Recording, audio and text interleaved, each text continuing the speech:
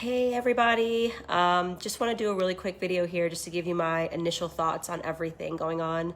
I'm in a hotel room in Idaho. I was at an event in Texas last night when news broke that Ruth Bader Ginsburg had passed away.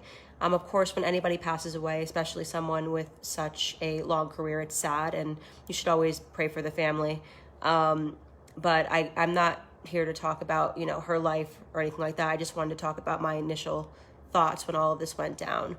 I have been saying for the last 3 years, people have asked me, Candace, why are you so optimistic about America? How do you keep fighting? How do you deal with so much hate? When you look outside and you see all of the rioting, the looting, the protesting, it can feel like America is in a really bad place. But I have always just felt this tremendous positivity, like just this certainty, almost like a spirit moving through America, where I just knew things were going to be okay. Like there was a miracle in Trump winning the election with everybody stacked against him. The Republican Party was stacked against him. The media was stacked against him. This man should not have won the election. He just should not have. By any reasonable metric, you would not have thought that Trump would win the election. The polls were stacked against him, telling people it was impossible for him to win, and Trump won. So it was a God thing, right? So I have always felt when I got into this, like I am not supposed to be here. I'm not supposed to be where I am. But I think that for the fight, give me 1 second so I can hang this. I think that for the fight that America is in right now, God picks his soldiers, and sometimes it can be the most unlikely people. I think no one would have ever thought that God would pick Donald J. Trump to be president of the United States, but it had to be him. It had to be at that time because we were going to lose America to the Marxist left. And the positivity that I have felt for the past 3 years has largely come from the fact that I realize that conservatives are on the side of God, right? When you are talking about Marxism, you are literally talking about an ideology that does not believe in God. Karl Marx did not believe in God. They routinely dismissed faith. People that took on that ideology, right? If you talk about Lenin, you talk about Stalin, faith was not allowed in their communities because they wanted to make sure they were fostering a community of narcissistic, atheistic individuals that believed in nothing but the government. They wanted the government to replace God. And we have seen this push in America. So we're seeing it up front. You can't say Merry Christmas anymore. When Barack Obama was president, sort of started with all of that stuff. They're taking away the Pledge of Allegiance in school. Every step of what they have tried to do over the last 4 years has been a way to erase Americanism, which obviously is rooted in Judeo-Christian values, right? And to undo any belief that people have in the institutions that we hold dear, faith and family being number one.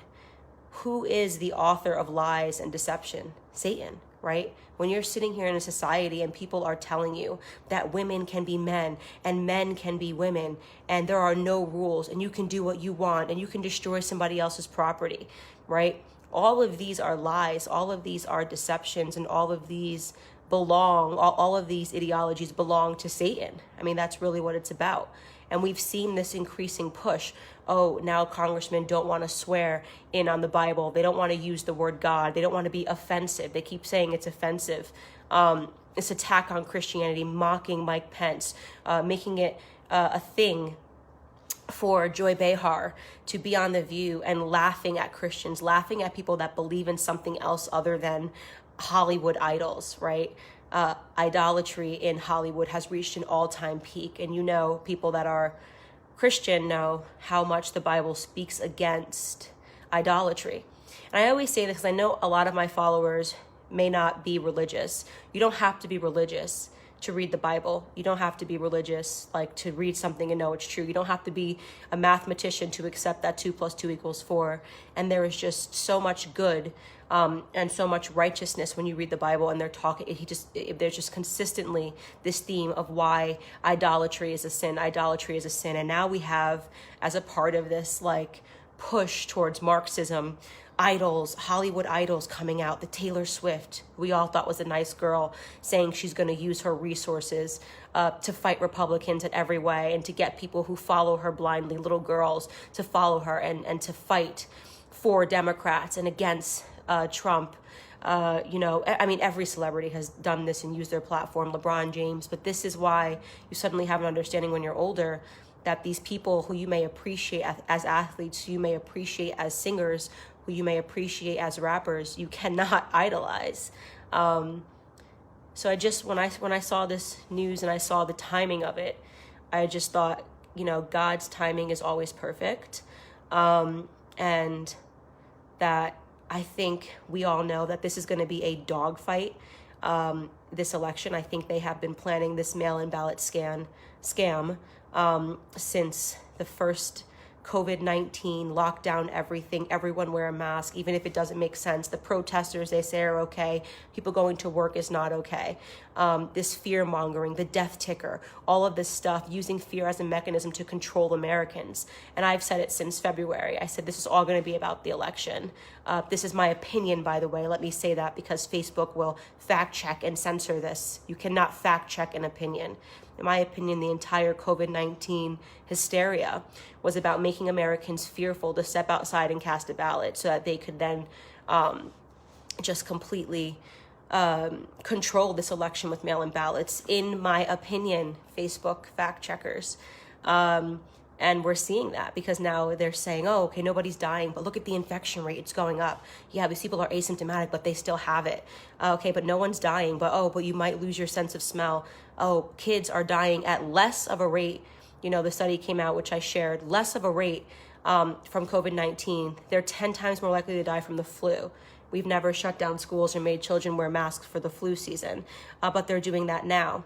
So this is all about like the psychology of fear, and what it can make people do and what it'll make people subscribe to. And the mail-in ballots, to me, especially when that news station came out and said their models are showing that on the night of election, Trump will win in a landslide, but it'll be a red mirage. And then when they go and count the mail-in ballots, they're going to realize Joe Biden won. They knew they were going to do this. They knew, and you already got Mark Zuckerberg, technology people in the Silicon Valley. Oh yeah, we're just trying to get people ready for the fact that this election night won't be decided on election night, which means they're going to try to push through their candidates. They're hiding Joe Biden, okay? Hiding Joe Biden in a basement because it creates an illusion like he's got all these followers. Like I don't think Joe Biden can sell out a cafeteria, a high school cafeteria of people. It was just like Hillary Clinton. There was never a big following behind her. And if anybody had two eyes, they could see she wasn't going to win.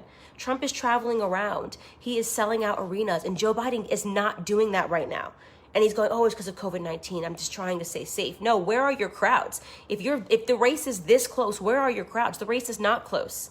The race is not close at all. Americans have woken up to the scam of the Democrat Party. So they are right now trying to create an illusion like this race is tight so they can rush in some mail-in ballots. In my opinion, Facebook, in my opinion, right? None of it makes any sense. They're already saying he shouldn't have to do debates. He shouldn't have to do this, all of these things because they know that he's completely incompetent and he has no one following him. And yet they're trying to make people think this race is tighter than it is. What were they going to do with the mail-in ballots? They were going to take this election, they were going to contest this election, and it's going to go all the way up to the highest court in the land, the Supreme Court. So what happens now? Let's see. Honestly, obviously, the Republicans will try to push through a nominee. But here's the thing, it doesn't matter even if they don't because the courts are stacked in our favor right now. She cannot vote. Unfortunately, they have lost a vote. And I know people were concerned about Justice Roberts, but that vote wouldn't matter. We have conservatives. We have people that will fight tooth and nail to protect the Constitution. Trump is going to get a third pick. And it doesn't matter if that comes post-election or if it comes right now, because the courts are conservative. America is saved. So what you can expect now is the last squeals of a dying animal. You've already seen AOC on Instagram telling people to get radical. as if they haven't been radical this entire year. You can expect more destruction, more burning down, more looting, more rioting. But in the end, we win. Because nobody's ever won against God. That's why it's that simple. You cannot beat God. Who's ever gone up against God and won? Who's ever proudly gone, said, I don't like God, and they won in life. You know what I mean? So I hope the rest of you realize that what we have been in for the last few years is a spiritual battle for our nation. And every single person who has been a part of that or has been awakened like me, even the timing of my book, 100,000 copies sold in 24 hours. I mean, I'm sitting under Barack Obama's book. I'm not supposed to exist. Black conservatives are not allowed to have a voice. Black conservatives are not allowed to be successful. That's why Amazon only ordered 90,000 copies, because they never thought I would sell more than 90,000 books over a year. I sold out in 24 hours from the Amazon stock. And it's just because something's changing, because God put me in the place that he needed me to be in and gave me the platform that he needed and gave me the strength through everybody here that follows me and has been in this fight with me, because I would not exist without you guys. It's not me buying my own books. It's not me leaving the comments and giving me the platform that I have. It's every single person in America right now that's uniting for righteousness. So I just wanted to leave this to inspire you all, to tell you to stand firm, to speak out, to speak up, and to realize that we're close to the end of this thing and it's going to get a lot uglier. But I mean, we're on the side of God, and that's really all I can say. For those of you that are commenting that you have the book on back order, you can get it from Barnes & Noble, or you can go into any store, any bookstore locally. My book is on sale. It's great. We have sold over 120,000 copies, which is amazing. I love you all. It's been amazing. And don't forget that if you want to get your copy that you already have signed, you can go to CandaceOwens.com and purchase the book plate, which you can paste in it, that I've been signing for the last, I feel like, 100 years. Thank you guys so much. I love you. I love America. I love Trump. I love everything that is happening right now in this country. We are winning an ideological civil war. Much love to you all.